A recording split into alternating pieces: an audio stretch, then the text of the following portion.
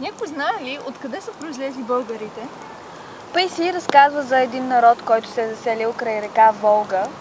Оттам идва името им Волгари, което впоследствие се променя на българи. Според мен прабългарите произлизат от траките, които идват от североизток и са заселили по нашите земи. Също така кукещото и нестинарството са се запазили от тях, което е доказателство, че сме техни потомци. В този ред на мисли се сещам за една легенда. В село Дервент живеела някога девойка на име Бърза. Като малка тя слушала съветите на баба си да се къпе всеки ден в реката, за да стане стройна и красива. Така и станало, тя пораснала наземно хубава.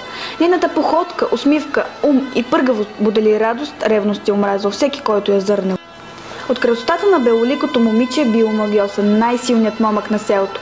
Пръв сред халдуитите в гората, на него Бърза отдала сърцето си. По цели дни двамата, изпълнени с любов, правили планове за предстоящата им сватба. Решили тя да бъде на най-личен ден – Великден. Любовта, с която красивият момък дарявал нежната девойка, я карала да грее като слънце. Всеки завиждал на тяхната обич.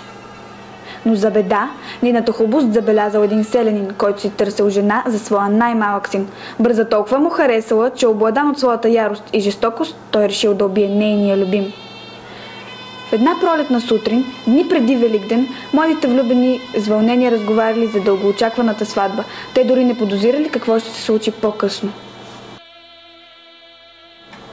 На раздяла те се прегърнали топло и се отправили по домовете си.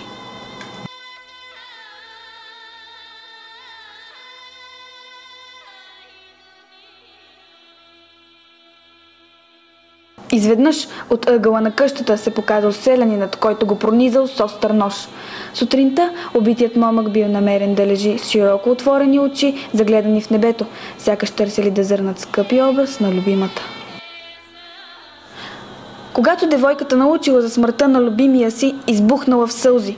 Пламъкът в очите й угаснал. Мъката по единствената й любов и чувството за омраза към неговия убиец помрачили щастието й. В деня, в който щяла да се състои дългоочакваната сватба, бързо облякла своята булчинска рокля и се запътила към реката.